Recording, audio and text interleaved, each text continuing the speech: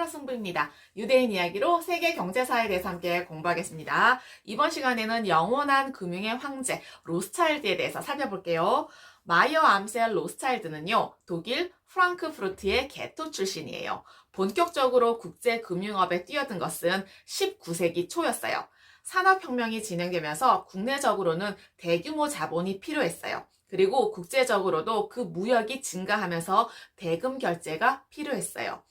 그러면서 유럽은요, 나폴레옹 전쟁에 휩쓸려 있던 시기였어요. 창의성이라는 것은 평화로운 시기보다는 비상시에 더 빛을 발하죠. 갓 10대를 벗어난 아들 5명을요, 유럽의 5대 도시로 보냈어요. 그래서 어음 결제 은행을 세웠어요. 프랑크푸르트, 빈, 런던, 나폴리, 파리에다가 은행을 세웠어요. 은행의 이름은 로스차일드 상사였어요. 메디치가 이후 최대의 민간 다국적 은행이에요. 마이어 암셀 로스차일드는 어려서부터 명석했어요. 그의 아버지는 그를 랍비 양성학교에 보내서 유명한 랍비로 키우고 싶었어요. 마이어 로스차일드 자신도 랍비가 되고 싶었어요. 유대인에게 랍비는요, 가문의 영광이었어요. 아버지의 지원으로 랍비가 되기 위해서 10살에 랍비 양성학교에 들어갔어요.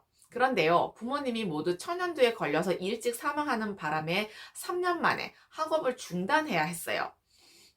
로스차일드가 신학교에서 랍비가 되기 위해서 받은 교육, 그러니까 탈무드 교육은요, 훗날 세계의 금융업자로 우뚝 서게 하는 지식과 지혜의 창고였어요.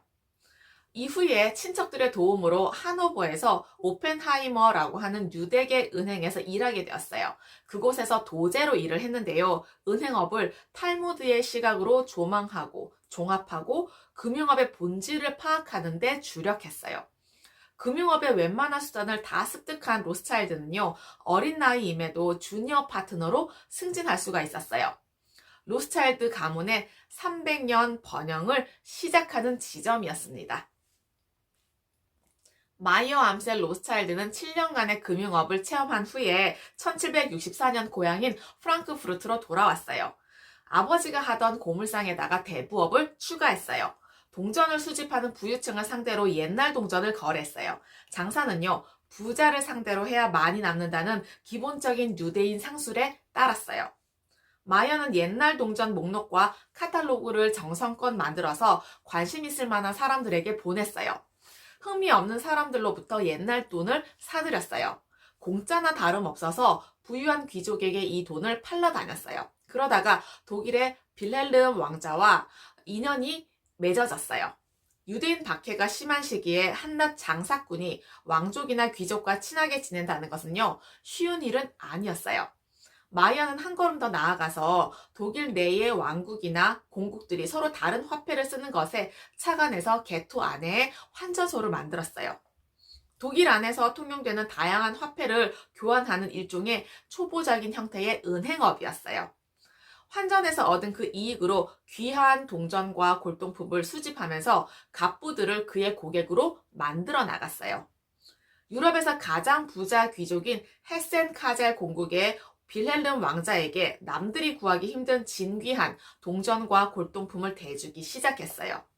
가장 좋은 상품을 경쟁자들보다 훨씬 저렴하게 팔아서 신용을 얻었어요. 빌헬름 왕자에게는 칼 부데루스라고 하는 재무관이 있어요. 궁전 재산뿐만 아니라 빌헬름의 개인 재산도 관리해주고 있었는데요. 부데루스는 각종 진귀한 물건을 갖고 찾아오는 마이어에게 관심을 보였어요. 유대인을 좋아했고 마이어가 건네는 진귀한 동전도 좋아했어요. 부데루스는 마이어를 통해서 빌헬름 공의 런던 채권을 할인하기도 했어요. 로스차일드가 마침내 궁전의 금융 업무에 파고들었어요. 당시 빌헬름은요, 자신의 채권을 가능한 여러 사람들을 통해서 할인받고자 했거든요.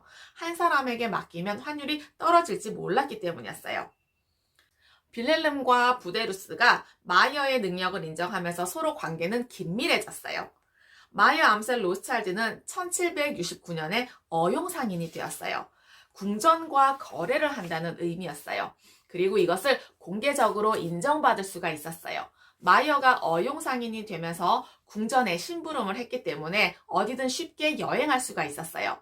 그래서 마이어를 그간 탐탁치 않게 생각했던 예비상인은 그에게 딸을 주기로 결심했죠.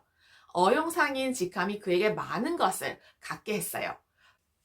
마이어는 특별 허가를 얻어서 자기 가게에서 세금을 걷는 대행업을 하면서 소규모 금융사업도 할 수 있게 되었어요.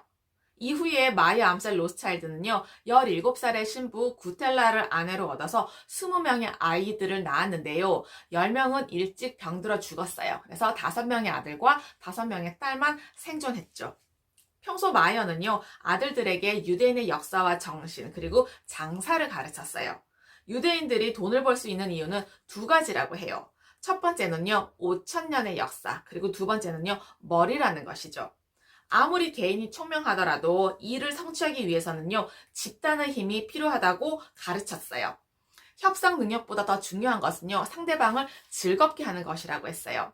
그래서 항상 먼저 스스로 미소를 지었죠. 마이어는 사람을 편안하게 해주는 능력을 갖고 있어요. 이것이 사람을 끌어당기는 매력이었죠. 마이어는 토요일 저녁 예배가 끝나면 종종 랍비를 초대했어요. 평일에도 아이들을 불러앉히고 탈무드를 펼쳐놓고 히브리어로 즐겁게 낭송했다고 합니다. 그러면 자연스럽게 종교교육이 되었겠죠. 어떠셨나요? 과거의 지혜와 지식을 통해서 현재와 미래의 삶이 좀 더 의미 있고 풍성해지시길 기원합니다. 감사합니다.